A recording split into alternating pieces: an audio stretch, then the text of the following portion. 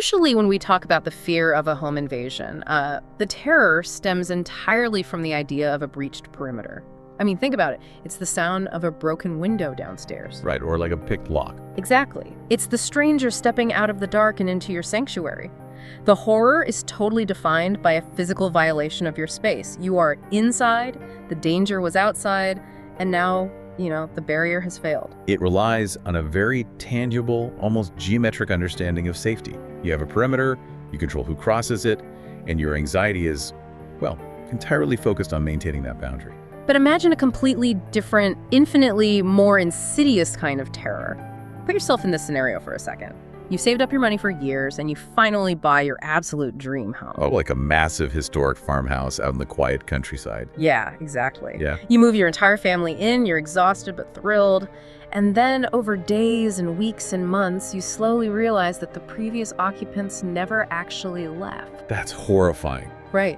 The call isn't coming from outside the house. The threat is woven into the very floorboards you're standing on. And that introduces a fundamentally different, almost paralyzing psychological horror. Because when the threat is already inside, and worse, when that threat seemingly defies the laws of physics and gravity and logic, the entire concept of a sanctuary completely dissolves. It's gone. Yeah, you aren't just unsafe. You're trapped in an environment that is actively, continuously resisting your presence. The architecture itself becomes hostile. Okay, let's unpack this. Because today, we are diving deep into one of the most terrifying, extensively documented decades a single family has ever endured. We really are. We are exploring the true story of the Perron family, who spent 10 grueling years living in the notorious Arnold estate in Harrisville, Rhode Island. And if that town or that estate sounds vaguely familiar to you, it's because you probably know this house as the real-life inspiration for the massive 2013 blockbuster horror movie, The Conjuring. And to really understand what happened on that property, we're synthesizing a massive, incredibly complex stack of sources today. We are pulling heavily from the eldest daughter, Andrea Perron's own multi-volume, meticulously detailed memoirs, which are called House of Darkness, House of Light. But, human memory is subjective, right? Especially childhood memory that's all wrapped up in trauma. Exactly. So we are constantly cross-referencing her firsthand accounts with historical property deeds, centuries-old genealogical records, and the rigorous, highly skeptical analyses from scientific investigators, people like Joe Nickell. Yeah, we are coming at this from every conceivable angle for the next 27 minutes or so. We want to understand the paranormal claims, the deeply intense psychological pressure cooker this family was living in, and the cold, hard, historical realities of 18th century New England. And perhaps most importantly, we're going to constantly compare Hollywood's glossy, jump scare-heavy version of events with the messy, complicated, and frankly, much more terrifying reality of what actually happened. Because the cinematic version of this story, it relies on sudden shocks. But the historical reality, it's a masterclass in atmospheric, slow-building dread. It really is. So to really grasp the weight of this haunting, we can't just start on moving day. We have to rewind. We have to start before the family even packed a single cardboard box with this bizarre precursor event that Andrea Perron herself refers to as the cosmic conspiracy. It is a highly appropriate term. So the year is 1970. You have the parents, Roger and Carolyn Perron, and their 5 daughters, Andrea, Nancy, Christine, Cindy, and April. That's a big family. It is. And they are living a relatively normal life in Cumberland, Rhode Island. They're feeling a bit cramped, looking for a change of scenery, maybe a place with more land. But the sequence of events that firmly aims them toward this specific, isolated farmhouse begins with a seemingly innocuous addition to the family, a pet. Yes. And this is a detail that the blockbuster movie completely ignores, which drives me crazy because it is so much weirder and more unsettling than fiction. It really sets the tone. About 2 years before they ever set foot on the Arnold estate, Roger brings home a puppy. It's an African Basenji. And if you aren't familiar with the breed, Basenjis are fascinating. They have these sharp, pointed ears, tightly curled tails, and a totally unique laryngeal structure. Right, they don't bark. No, and they don't bark like normal dogs. They make this strange sort of yodeling sound. So Andrea, the eldest, she falls madly in love with this puppy immediately. But when Carolyn, the mother, picks up the dog for the first time, she has this bizarre, entirely spontaneous reaction. She just pulls the puppy to her chest, right? Yeah. She pulls it to her chest, closes her eyes, and declares to the family that this dog demands a very specific, very special name. She names the puppy Bathsheba. Which, from a cultural and historical standpoint, is a staggering anomaly. I mean, Bathsheba is absolutely not a common name for a dog in 1970s suburban America. Not at all. It's an ancient biblical name belonging to the wife of Uriah and later King David. But in the context of this specific family, it is a name that will eventually come to dominate, define, and completely terrorize their lives in ways they couldn't possibly anticipate sitting in that living room. Right, because Bathsheba is the name of the primary demonic entity that allegedly ends up tormenting them at the farmhouse.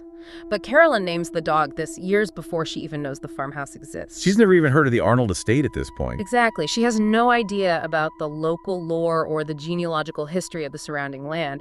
And tragically, this puppy, this sort of living premonition named Bathsheba, doesn't even make it to the farmhouse. She dies before they ever move. Oh, that's awful. Yeah. Andrea was walking her near a busy highway. The dog got spooked, pulled away from the leash, and was struck by a car. It was a completely devastating, traumatic loss for the girls. And when you look at how the Hollywood adaptation handled the family pet, you see the filmmakers opting for a much more traditional, easily digestible horror trope. In the movie, the family dog, Sadie, arrives at the new house, intuitively senses evil, refuses to step foot inside the front door, and is found mysteriously dead in the yard the very next morning. It's a classic instant signal to the audience that the house is bad. Right, which is loosely based on a half-truth. The family did have another dog, a little pup named Schultz, who unfortunately died shortly after they moved into the farmhouse. But Hollywood entirely erased the story of the Pasinji puppy named Bathsheba. And I think the real story is so much more unnerving. It's not just a dog sensing a ghost, it's premonitory. It suggests almost fatally that this family and the dark history of that specific plot of land were somehow drawn together, like they were locked on a collision course long before any real estate contract was ever signed. And when you analyze that real estate transaction, it is equally impulsive, almost unnaturally so.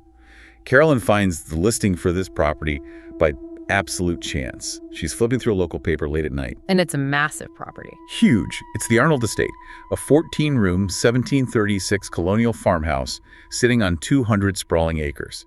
She sees the ad, and she is immediately consumed by it. She calls a realtor right then and there, late at night. Which was a massive breach of social etiquette for a housewife in 1970. Oh, absolutely. But she demands to see it the very next morning, and she does this without even consulting her husband, Roger, who happens to be away on a business trip at the time. She walks onto the property and is instantly, inexplicably obsessed. She goes straight to the bank.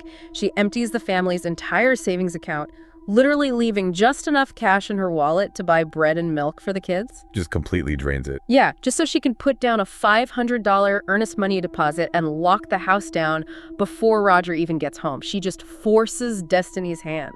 And this impulsive financial plunge brings us to the actual mechanics of moving day, which took place on January 11th, 1971. Picture this, because it is the ultimate horror movie setup, but it's completely real. It is the absolute dead of a bitter New England winter.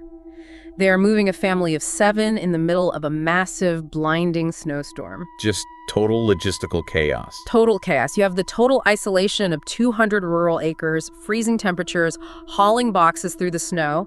And the previous owner, an elderly, somewhat reclusive man named Mr. Kenyon, is actually still there. He's slowly packing up his final belongings while the Perrons are trying to move in. Right. And as he is finally walking out the door for the last time, he pulls Roger Perron aside. He looks at him and delivers a piece of advice that is just bone-chilling in its quiet understatement.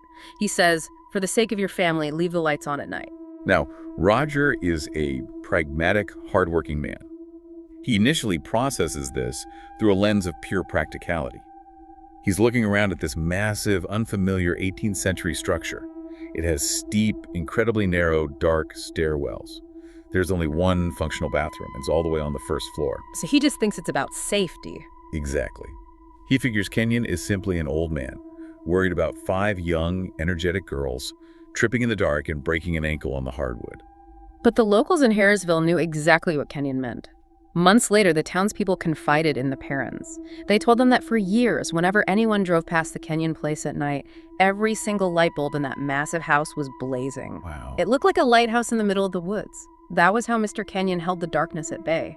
He lived his entire life there, bathed in artificial light, just to feel safe. And the physical and sensory anomalies begin the absolute second the Perrons try to breach the perimeter of the house. You mentioned the dogs earlier. Well, it wasn't just the dogs, it was the cats too. Even the surviving pets cower on the porch. They didn't want any part of it. No, they actively, physically fight against being carried through the threshold. Now, from a biological standpoint, animals have vastly heightened sensory perceptions. Olfactory and auditory ranges far beyond human capability. So their immediate, violent rejection of an environment is a classic indicator of severe environmental stress. Sure. I mean, you could say they smell the dampness, or they hear mice in the walls, or they are just freaked out by the snowstorm. But you absolutely cannot blame what happens next on unfamiliar scents or a mouse. Right. While Mr. Kenyon is still packing up his china cabinet in the formal dining room, the eldest daughter, Andrea, walks in carrying a heavy box of belongings. She looks in the corner of the room and she sees a man standing there. And he looks strange, right? Very. He is oddly dressed, wearing what looks like homespun colonial-era clothing. Andrea, being a polite kid, simply says, "Good morning." The man completely ignores her. He doesn't even blink. Creepy. Yeah. So Andrea shrugs it off, walks into the kitchen, and asks her mom, "Hey, who is the strange man standing in the dining room with Mr. Kenyon?" Carolyn looks confused and says, "There's no one else here. It's just Mr. Kenyon." But then it gets worse. Much worse. Because over the next 20 minutes, one by one, 3 of her other sisters walk into the kitchen, find their mother, and ask the exact same question: who is the man in the corner? 4 out of the 5 girls independently saw the specific, oddly dressed man. Independently of each other, that's key. Exactly. And then, as the youngest girls are peeking around the doorframe watching him, he simply vanishes. He doesn't walk away. He ceases to exist in the space. If we connect this to the bigger picture, when we encounter an event like this, a collective visual anomaly, we really must ground our analysis in the physical realities of the Arnold estate. This is a massive structure completed in 1736. That is 40 years before the Declaration of Independence was even signed. It's ancient. It is.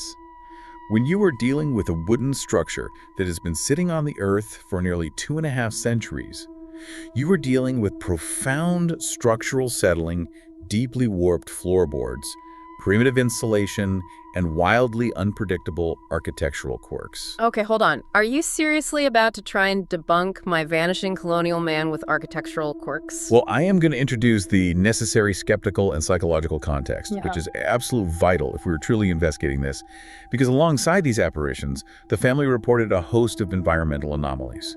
Sudden, unnatural drops in temperature, heavy wooden doors slamming shut on their own, and mysterious rhythmic scraping sounds in the walls. Right. Years later, a highly prominent skeptical investigator named Joe Nickell, who specializes in the scientific mechanics of paranormal claims, actually visited the Conjuring house at the direct invitation of a subsequent owner who was just tired of the rumors. Oh yeah, Joe Nickell is a legend in skeptical circles. He doesn't just say ghosts aren't real. He brings out the thermal cameras, the moisture meters, and the architectural blueprints. Precisely. And Nickell specifically investigated the physical mechanics of this house. He found that a massive percentage of the so-called poltergeist activity could be easily, cleanly explained by basic thermal dynamics and structural degradation. Oh, so? Well, for instance, the Perron family was constantly terrified by a heavy cellar door that would repeatedly violently pop open on its own, seemingly whenever someone walked past it. Nickell examined that specific door frame. He found that the wood of the door was severely warped from centuries of moisture, which prevented the metal latch from fully engaging with the strike plate. So it's barely hanging on to begin with, and then when the sun goes down and the temperature in this poorly insulated house plummets... the wood naturally contracts. Yeah. Combine that microscopic contraction with an easily depressed loose floorboard situated right in front of the doorframe. The slightest shift in weight from a footstep, combined with a nighttime temperature drop, would cause the latch to slip. Yeah, the tension in the warped wood would release, and the door would violently pop open into the hallway. The subsequent owners literally just took a screwdriver, adjusted the strike plate, fixed the latch, and suddenly, that specific demon was permanently vanquished. It is a perfect testable example of how the physical environment of an ancient house can perfectly mimic supernatural aggression. Okay, I hear you. And I absolutely respect the physics of warped wood and thermal contraction. Sure, a busted door latch beautifully explains a jump scare in a dark hallway. Right. But how does a house magically make a man vanish into thin air in front of 4 different children on the very first day? It's like trying to explain away a complex magic trick by saying the stage was a little dusty, you know? Thermodynamics and loose floorboards do not explain the collective, highly specific visual hallucination of a man in homespun colonial clothing. And that specific friction, the intersection of highly explainable, mundane physical phenomena with deeply inexplicable shared psychological or visual experiences, is the enduring tension of the entire Perron case. You can fix a door latch, but you cannot easily explain a shared apparition. Exactly. And as the family settles into the house through 1971 and 1972, that tension slowly morphs from bizarre anomalies into a grinding psychological siege. Because unlike the movie where everything goes from 0 to 100 in the first week, clapping hands in the dark, demons jumping off wardrobes, people getting dragged by their hair, the real haunting was an agonizingly slow burn. It was incredibly insidious. Right. At first, it was just mild, highly deniable poltergeist activity. Carolyn would be cleaning the kitchen. She'd lean her broom against the counter to answer a question, turn back around, and the broom would be completely gone. Just missing. Yeah, she'd spend 20 minutes looking for it, only to find it neatly propped up in a completely different room. Or she would meticulously sweep the dirt floor of the cellar or the kitchen, turn her back for 30 seconds, and suddenly there would be a fresh, perfectly conical pile of dirt sitting right in the exact middle of the freshly swept floor. That is so bizarre. It's almost like the house wasn't trying to hurt her yet. It was trying to make her think she was losing her mind. It was literally gaslighting her. Gaslighting is a remarkably apt term for the mechanics of environmental stress. The psychological toll of living in an isolated, massive, rural property cannot be overstated, especially for a mother of 5 in the early 1970s. For sure. We have to comprehensively consider the environment they were immersed in. You have severe sleep deprivation because the house is constantly making noise. You have the baseline stress of uprooting a family to a new town. You have the immense, looming financial burden of a massive mortgage that they impulsively took on. And just the sheer exhaustion of raising 5 young girls. Exactly. When you place a human brain in an environment that is naturally noisy, drafty, cold, and visually unsettling, the brain struggles to process the sensory input. It can easily create a feedback loop, an echo chamber of fear. If you were listening to this right now, think about a time you've been truly sleep-deprived in a house that makes weird noises, just staying up way too late after a stressful day. Your brain actively starts filling in the blanks. The shadows start looking like people. Right. The shadow from the street lamp looks like a person standing by the curtain. The settling water pipe sounds exactly like heavy footsteps on the stairs. Yeah. Now, take that temporary paranoia and imagine enduring it every single night for months, with 5 terrified children coming to you every morning with brand new, highly detailed stories of the impossible. And the stories the children were bringing to Carolyn were incredibly vivid and specific. Because the older girls were enrolled in the local school, the youngest daughter, 5-year-old April, was often left alone in the massive house with Carolyn during the day. And April finds a really weird place to play. She does. Seeking comfort, she began playing in a strange, enclosed architectural space located between the second and third bedrooms. It was a small, hollow area that housed the massive center chimney. Because the rest of the house was so drafty, this chimney closet was one of the few places that actually retained heat. But she wasn't playing in that warm little closet alone. April started telling her mother that a little wooden door in the eaves of the closet would open up, and a pale little boy with watery green eyes would peek out at her. Oh, that's chilling. And she described him with eerie perfection. She said he had platinum blonde hair, very thin pink lips, and he always looked sickly and terrified. She said he communicated with her, but not out loud. Telepathically? Yeah, telepathically. He projected his thoughts into her mind, and he identified himself as Oliver Richardson. April would bring her modern Fisher-Price toys into the closet, and she claimed Oliver would play with them, but he didn't understand them. Right. Well, he would pick up the little wooden peg people, turn them upside down, and just stare at the holes in the bottom, completely baffled by modern plastic manufacturing. Now, from a purely psychological standpoint, the manifestation of an imaginary friend is an incredibly common, well-documented coping mechanism for a young child experiencing the trauma of displacement, isolation, and a highly stressful home environment. The child creates a companion to process loneliness and fear. Sure, that makes sense. But what intensely complicates this standard psychological model in the Perron case is the historical specificity of the names and the completely independent, concurrent experiences of the older sisters. Right, because while April is having quiet, bizarre playdates with Oliver in the chimney closet, Cindy, the second youngest daughter, is dealing with a manifestation that is exponentially darker. The voice. Cindy would frequently come running into her older sister Andrea's room in the dead of night, absolutely terrified, violently shaking. She claimed she was hearing voices. But it wasn't just one voice whispering in the dark, it was multiple voices, speaking in perfect mechanical unison, and they were chanting the exact same terrifying phrase over and over again in her mind. There are 7 dead soldiers buried in the wall. Yes, there are 7 dead soldiers buried in the wall. That phrase, 7 dead soldiers, is pivotal. It introduces us to the incredibly complex, tangled layer of local folklore that became deeply, perhaps inextricably, intertwined with the family's psychological experience. Because Carolyn started doing research, right? She did. Desperate to rationalize the chaos unfolding in her home, she began meticulously researching the property. She spent hours at the local town hall, diving into town archives, property deeds, and genealogical records, actively hunting for a historical justification for the haunting. And during this search, she uncovered local whispers referring to something called the Black Book of Burrellville. If you look up the lore surrounding this house today, the Black Book is the stuff of absolute nightmares. Ghost tour guides and local legends claim this unofficial town ledger details a grotesquely bloody history strictly associated with the Arnold estate property. A very long, terrible list. We're talking a laundry list of horrors. 2 suicides by hanging in the barn, a suicide by drinking poison, 2 drownings in the shallow creek out back, 4 men freezing to death on the property, and the horrific, brutal rape and murder of an 11-year-old girl named Prudence Arnold. But here is where we must apply rigorous, unyielding historical scrutiny.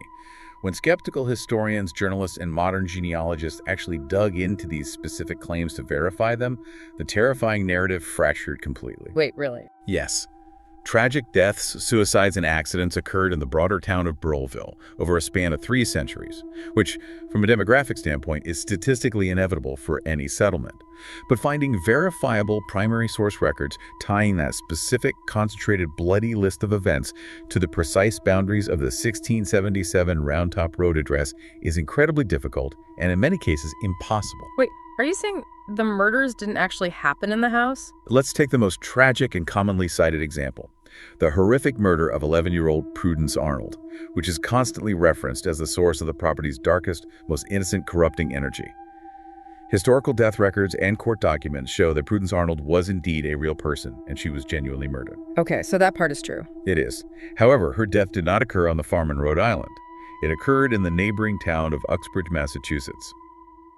What we are witnessing here is a very common sociological phenomenon known as geographical consolidation. Ah, I see. Over decades, oral history, small-town gossip, and eventually paranormal lore took various disparate local tragedies involving the sprawling, extended Arnold family tree and slowly consolidated them all into a single, terrifying location. They anchored the region's trauma to the creepiest old house in town to make the farmhouse seem uniquely, intensely cursed. That actually makes total sense from a storytelling perspective. I mean, a spooky, isolated old house naturally becomes the magnet, the lightning rod for every bad story in a 20-mile radius.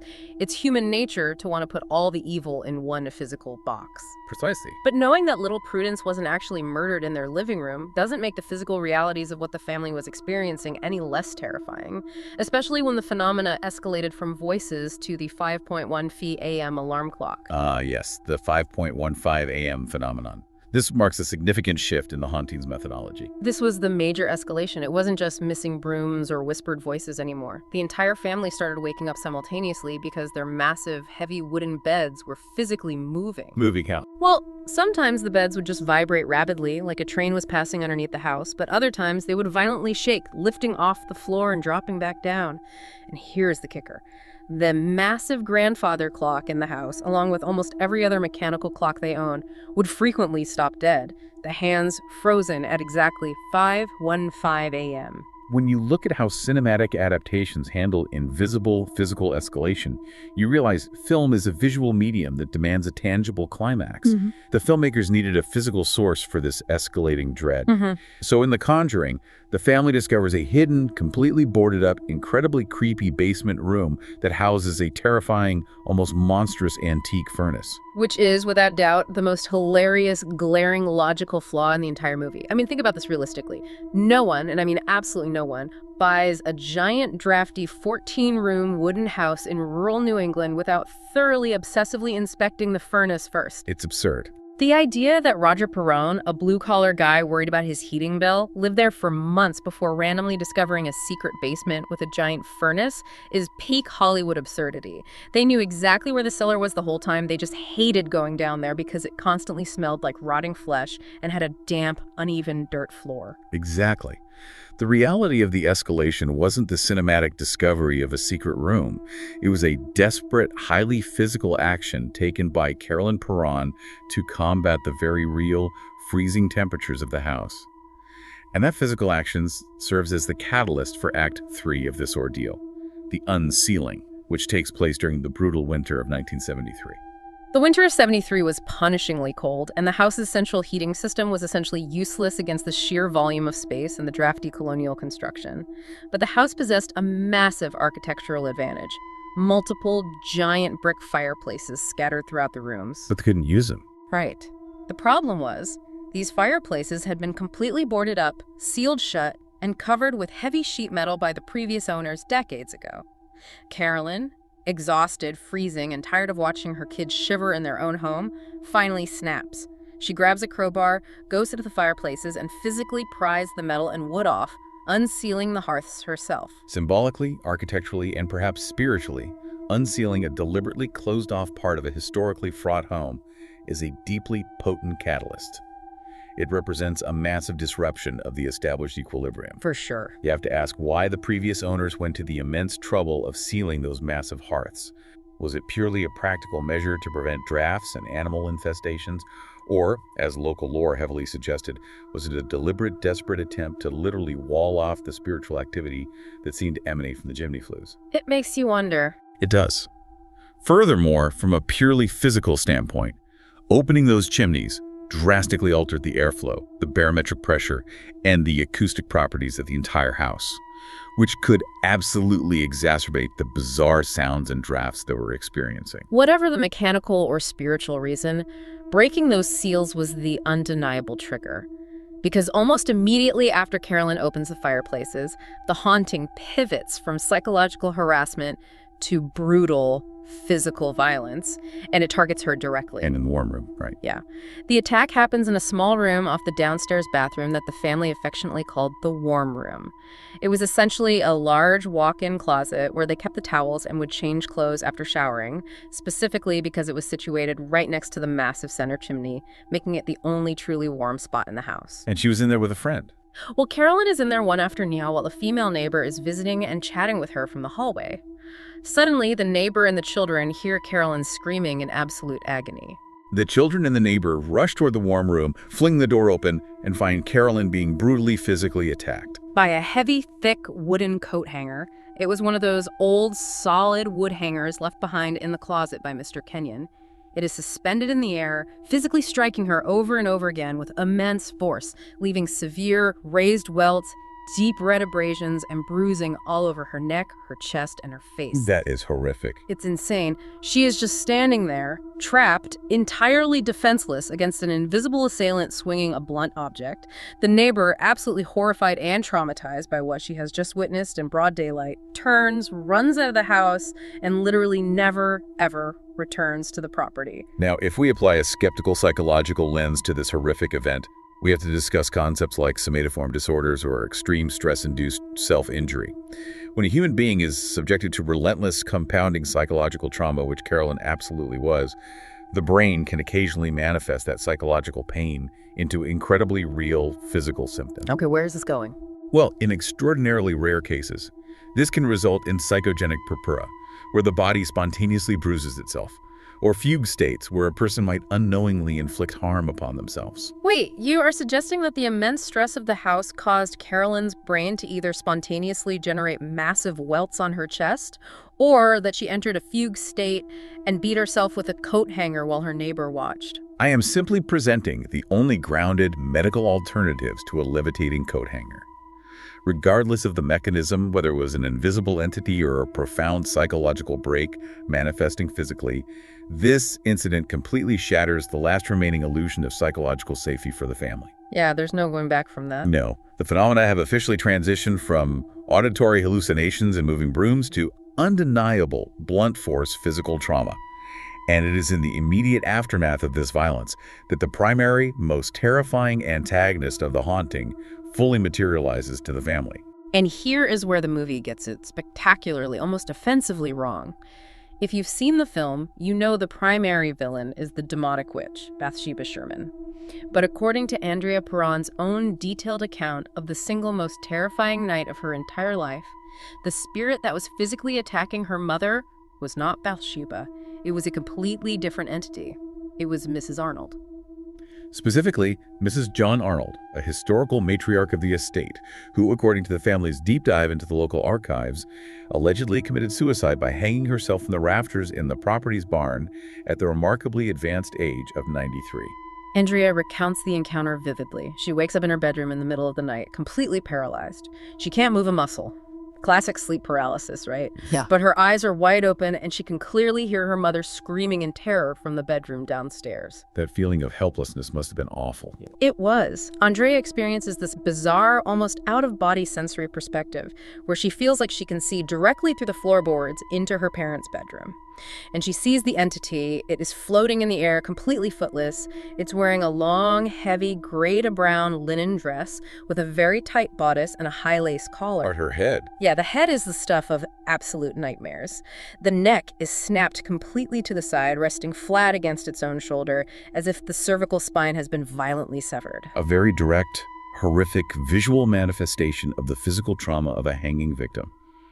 The paralysis Andrea experienced, combined with this terrifying imagery, aligns perfectly with the phenomenon known as the incubus effect during sleep paralysis, where the brain, suspended between sleep and wakefulness, projects terrifying, culturally informed hallucinations into the room.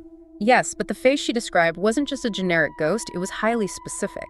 Andrea described the entity's face as looking exactly like a desiccated hornet's nest. Ugh, that's deeply unsettling. There were no discernible human features left. It was just hollow, black, sunken sockets for eyes, a jagged dark hole where the nose should be, and wild, unkempt sprigs of hair covered in something that looked like ancient cobwebs. And this entity is manifesting directly over the parents' bed. Exactly. The entity is standing over Carolyn. Carolyn is screaming her lungs out, frantically trying to wake her husband, Roger, who is sleeping right next to her. She is grabbing his hair, physically shaking his shoulders, but he is completely unresponsive. He is dead to the world. Which further points to a localized phenomenon, or perhaps Carolyn experiencing a highly isolated subjective trauma that Roger simply couldn't perceive. But the trauma wasn't isolated. Carolyn is convinced in that moment that Roger's dead. She pulls the heavy quilt back to check on him, and Roger's bare back is covered in deep, bloody, fresh scratch marks, as if he had just been violently clawed by a wild animal. Oh my God. When the entity finally vanishes and Rogers abruptly wakes up from this unnatural sleep, he immediately screams in agony because his back feels like it's on fire. The scratches are real. The blood on the sheets is real. The physical evidence of the attack is undeniable. So we have a critical narrative divergence here. If the primary attacker, according to the eyewitnesses who actually lived it, was this horrific Mrs. Arnold figure, how on earth did Bathsheba Sherman become the iconic demonic villain of this entire pop culture franchise? Here's where it gets really interesting and incredibly sad. Because Hollywood, and honestly the entire paranormal community, owes the real Bathsheba Sherman a massive public apology. The movie portrays Bathsheba as this monstrous 19th century satanic witch who sacrificed her own infant to the devil, pledged her soul to Lucifer, hanged herself from a tree on the property, and laid a blood curse on the land and anyone who dared to live there. It makes for a fantastic, terrifying movie villain. But the historical truth is remarkably different. It is, frankly, deeply tragic in how her real human legacy has been manipulated and destroyed, Extensive modern genealogical research by historians like Jan Rubio reveals the actual life of Bathsheba Thayer Sherman. Who was she really? She was born in Rhode Island in 1812. She married a local farmer named Judson Sherman. They were ordinary, practicing Baptists. They lived a hard, agricultural life typical of the 19th century. Let me ask you this directly, because the movie implies she owned the house. Did she ever even live in the Conjuring house? No, she never lived on the Arnold estate.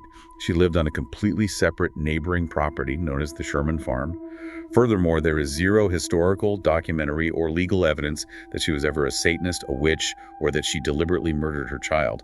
In fact, she successfully raised a son, Herbert, all the way to adulthood, and he went on to have a family of his own. So where in the world did this baby-killing witch story come from? How does a normal farmer's wife become a satanic legend? It came from gossip. Cruel, unchecked, deeply paranoid small-town gossip. When Bathsheba was a young woman, she was asked to babysit a neighbor's infant. Tragically, while in her care, the child died. When a local rural doctor examined the baby's body, they allegedly found a small, puncture-like wound near the base of the skull, which they claimed was caused by a large sewing needle or a knitting needle. Oh, wow. Because Bathsheba was the only adult present, the town, primed by generations of New England superstition, immediately suspected her of brutal murder. But she was never convicted of this crime, right? I mean, was there a trial? She was never even brought to trial. The local authorities found a complete lack of actionable evidence. Modern medical historians look at this case and suggest the death was almost certainly natural, perhaps sudden infant death syndrome or SIs or a severe fatal convulsion. The so-called needle wound was very likely a misinterpretation of postmortem lividity by an uneducated 19th century doctor, or perhaps a complete fabrication by a deeply suspicious grieving community looking for a scapegoat. That's heartbreaking. It is, because while the law cleared her, the court of public opinion condemned her entirely. The town permanently ostracized her. They whispered behind her back that she must have sacrificed the child to the devil in exchange for eternal beauty. And how did she actually die? Because the movie shows her hanging herself from a tree on the property to curse the Perron family. That is complete fiction.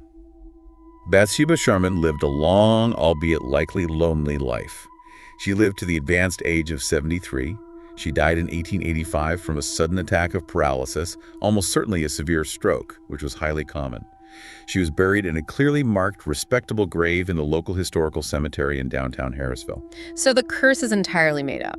The demonic curse was a complete fabrication, born entirely of 19th century paranoia, misogyny, and tragic coincidence, and then conveniently resurrected and amplified in the 1970s to explain the Perron family's trauma. This is the ultimate tragedy of historical displacement. You take a real woman, a mother who lived a normal, incredibly hard life, but who was relentlessly victimized by horrific town gossip. And 100 years after she dies, she is transformed into a literal demonic movie monster. And what is the real-world consequence of that lie? The vandalism. Her actual historical grave in Harrisville has been repeatedly aggressively vandalized by movie fans. People are literally desecrating the resting place of an innocent woman because a movie needed a scary antagonist for a jump scare. It is a sobering, stark reminder of the raw power of narrative and how easily history is overwritten by entertainment. And the people most directly responsible for cementing Bathsheba's name into this dark narrative were the very paranormal investigators called in to help the Perron family. Which brings us to late 1973 and the arrival of the demonologists. By the winter of 1973, Carolyn Perron is physically and mentally deteriorating rapidly. She is losing a dangerous amount of weight. Her entire personality is shifting from a warm, loving mother to someone who is distant and terrified, and the family is in a state of absolute daily desperation. They needed help. Yeah, so word of the strange happenings at the farmhouse leaks out, and a local paranormal study group from a nearby college hears about it. They do a preliminary investigation, realize they are in way over their heads, and they eventually bring in the heavy hitters of the 1970s paranormal scene. Ed and Lorraine Warren. To understand the Warrens' impact, you have to understand the cultural zeitgeist of the 1970s. This is the era of The Exorcist. The cultural fascination with the occult and demonic possession is skyrocketing. The Warrens were the founders of the New England Society for Psychic Research, established back in 1952. They were pretty famous by then. They were. Ed Warren was a self-taught, unordained demonologist, and his wife Lorraine professed to be a highly sensitive clairvoyant medium. They were well known regionally long before the Perron case, having been heavily involved in the infamous Annabelle doll investigation, and they would later gain massive global infamy for their role in the Amityville horror case. And it is crucial to understand how they operated. The Warrens viewed the world through a very strict, highly traditional Catholic demonological framework. In their specific worldview, there are rarely just confused ghosts or residual energy. The framework categorizes haunting into distinct phases: infestation, oppression, and finally full demonic possession. They firmly believed that the entities tormenting families were often inhuman, demonic forces seeking to destroy human souls. So, when Lorraine Warren first walks into the Perron farmhouse, she brings that entire framework with her. She walks into the kitchen, she immediately approaches the old, heavy black stove, and she places her hands on it. She closes her eyes, appears to go into a trance, and immediately declares to the family that she senses a massive, malignant, distinctly demonic presence, and she gives that presence a name: Bathsheba. Boom. Just like that, the puzzle pieces slammed together in the worst possible way. The vague historical local lore that Carolyn had dug up in the library suddenly connects perfectly with Lorraine's authoritative psychic reading. It's the perfect storm. It is. Bathsheba Sherman, the victim of 19th century gossip, instantly becomes the official demonic scapegoat for every single broken door latch, cold draft, and terrifying nightmare in the house. The Warrens start making frequent, intense visits to the property, and this intense focus ultimately culminates in the absolute climax of their involvement: the seance. Right, and it is critically important to distinguish the reality of this event from the dramatic climax of the film. In The Conjuring, Ed Warren heroically steps up, defies the Catholic Church, and performs a rogue, highly dramatic, unauthorized DIY exorcism in the creepy basement to literally save Carolyn's soul from the devil. Which, admittedly, makes for an incredibly thrilling movie ending. Yeah. But the reality was a seance held in a first-floor room, and it was an absolute catastrophe. Oh, a total disaster. The Warrens, along with a few other researchers, gather the family around. They actively attempt to communicate with the entities, essentially throwing gasoline on a psychological fire. And things go horribly, violently wrong. During the seance, Carolyn genuinely appears to become possessed. But not like in the movies. No, not in the cinematic way with the cracking bones and flying around the room. It is visceral, deeply disturbing and horrifying to her children. She begins speaking in tongues, a phenomenon known neurologically as glossolalia, but in a voice that is completely guttural, masculine, and entirely not her own. Andrea Perron, who had been ordered to stay away but was secretly watching the seance through a crack in the door, described a scene of pure chaos. She claimed she saw her mother's heavy wooden chair physically levitate off the floor before Carolyn was violently, forcefully thrown completely across the room by an unseen impact. Wow. Yeah. Roger Perron, who had always been the skeptical, grounded anchor of the family and who was fiercely, deeply protective of his wife, completely snaps. He doesn't see the Warrens as spiritual saviors fighting a demon. He sees them as reckless instigators who have taken his wife's fragile, exhausted mental state and pushed her violently over the edge into sheer, unadulterated terror. He's furious. He is absolutely furious. He demands they stop the seance and leave the property immediately. Some historical accounts and rumors even suggest the confrontation became physical, with Roger punching Ed Warren in the face or physically throwing him out the door. Whatever the exact details of the altercation were, the result was absolute. Roger banished Ed and Lorraine Warren from the Arnold estate, explicitly forbidding them to ever return to his property. This raises an important question. Within the paranormal community, did the Warrens actually help the families they visited, or did they simply hype the trauma for their own gain? Skeptics have an absolute field day with the Warrens' legacy, and this case is prime evidence for them. And rightfully so, from a sociological and analytical perspective. Critics, notably Joe Nickell and other scientific investigators, point heavily to the Warrens' remarkably consistent modus operandi. They would consistently arrive at the homes of vulnerable families who were experiencing genuine, severe psychological distress or apparent poltergeist activity, which, psychologically, is very frequently linked to severe adolescent stress, repressed trauma, or intense family tension. Right, the teenagers in the house. Exactly. Instead of recommending psychological counseling or structural engineers, the Warrens would immediately apply a rigid, terrifying, demonic framework to these mundane events.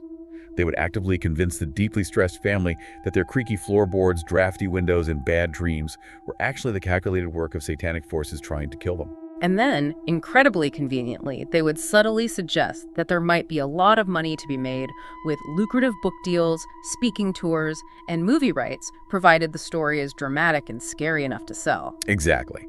The intervention of the Warrens in Harrisville arguably caused a massive, irreparable psychological rift in the Perron family. By introducing and validating the terrifying concept of a demonic, child-killing witch, they didn't banish the fear, they crystallized it. They gave the family's generalized, exhausting anxiety a specific, terrifying face and a name. They didn't cure the house. They weaponized its history against the people living inside it. Which leaves the Perron family in the worst possible position. The Warrens are gone, the seance was a traumatic disaster, the house is seemingly more hostile than ever, and they are entirely on their own again. And this brings us to the most baffling phase of the entire story: endurance. Yes. The year is 1974. They have been terrorized for 3 years. So what do?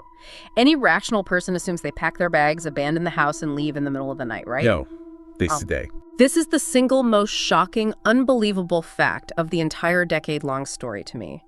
They didn't leave. They stayed in that freezing, terrifying house for another 6 years. They didn't finally move out until 1980. To understand why a family would endure that level of constant, terrifying stress, you cannot just look at the ghosts. You have to look outside the property lines and into the harsh macroeconomic reality of the United States in the 1970s. The stagflation. Yes, the country was experiencing a severe, punishing economic downturn known as stagflation. Inflation was soaring at unprecedented rates, the stock market was trapped in a brutal, prolonged bear phase, the oil embargo was causing massive energy crises, and property values in rural areas were plummeting. Roger Perron had invested absolutely every single dime his family had into purchasing this massive 200-acre farm. They were completely, utterly trapped by the economy. They physically and financially could not afford to secure a new mortgage and move a family of 7 without facing total, catastrophic financial ruin and homelessness. They had nowhere else to go. So, because flight is impossible, a fascinating, deeply human psychological adaptation takes place. The haunting fundamentally shifts in nature. It transitions from being a story of acute, daily terror to a story of chronic, grinding endurance. It becomes a siege. It becomes a psychological siege. The family slowly learns to live alongside the phenomena. They establish unspoken rules of engagement with the house. They completely avoid certain rooms after dark. They learn to sleep through the banging, and they rationalize the bizarre smells. You might be wondering how anyone does that. Imagine just getting used to the fact that your house hates you. Imagine treating a floating chair or a phantom whisper the exact same way you treat bad plumbing or a leaky roof. Oh, the cellar door violently popped open again. Just go push it shut. Oh, the heavy oak beds are vibrating. And just ignore it. It must be 5:15 a.m. It's incredible resilience. It is a staggering, almost incomprehensible display of human resilience. Andrea Perron later wrote extensively about this period. She said she eventually stopped viewing the house as a traditional, malicious haunting.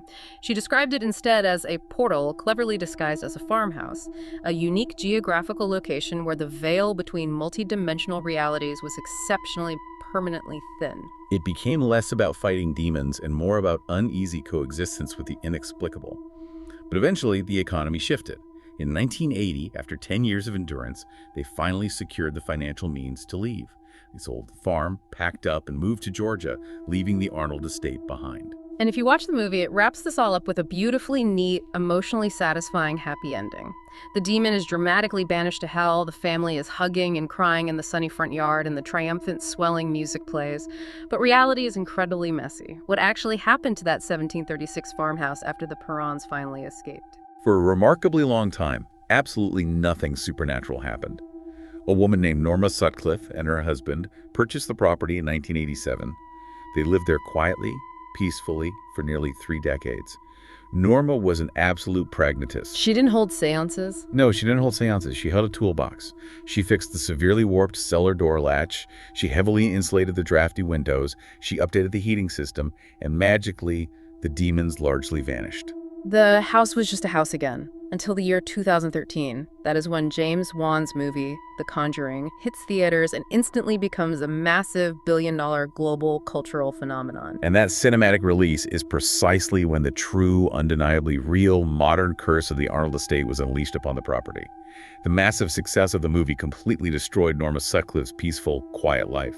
Her private property was suddenly subjected to a relentless daily siege of real-life trespassers, amateur ghost hunters, and deeply obsessive fans. They were tearing the place apart. They were. People were physically breaking down her fences, trespassing in her yard at all hours, shining flashlights through her bedroom windows at 3 a.m., and literally stealing pieces of the house as morbid souvenirs.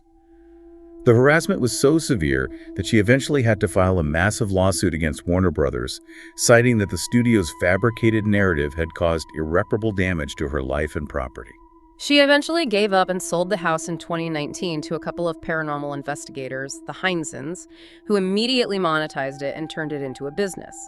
Then it was sold again in 2022, this time for over $1 million, to a developer named Jacqueline Nunez. And now it's a tourist trap. Today, this quiet 1736 farmhouse is a massive commercial paranormal tourist attraction. You can literally go online right now and book a ghost hunt there. But it's also currently embroiled in incredibly messy, highly public legal drama, with the current owner facing serious accusations of harassment from former employees, caretakers, and reality TV personalities. The ghosts of the 18th century have entirely taken a backseat to the petty litigious drama of the living. It highlights a very strange, almost tragic evolution of folklore. What was once a deeply private, intensely traumatic experience for a single family struggling through the 1970s has been completely commodified, cleanly packaged, and sold globally as cheap entertainment. The house itself is no longer just a physical wooden structure. It's a registered trademark. It's a brand. It's wild to trace that timeline.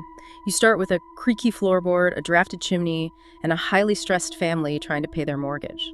And 50 years later, you have a billion-dollar Hollywood movie franchise, a vandalized grave in a historic cemetery, and $1 million tourist trap embroiled in lawsuits. Which brings us to an incredibly fascinating, almost philosophical concept regarding the fundamental nature of belief, energy, and reality itself. We promised you a final provocative thought to chew on before we go, and this completely reframes every single thing we've talked about today. Have you ever heard of the concept of a tulpa or an egregore? These are highly complex terms originating from deeply esoteric traditions, particularly Tibetan Buddhism, and later adopted by Western occultism. A tulpa, or an egregore, is essentially a thought form.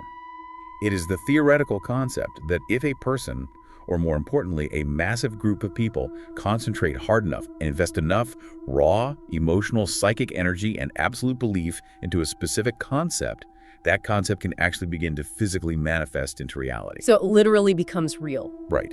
It ceases to be just an idea and becomes a semi-autonomous entity birthed entirely by the sheer force of human imagination, expectation, and collective belief. To make that concrete, think about a bank run. If everyone in town suddenly intensely believes the local bank is going to fail, they all rush to withdraw their money. The bank didn't have a problem before, but because everyone believed it did, the collective action actually causes the bank to fail.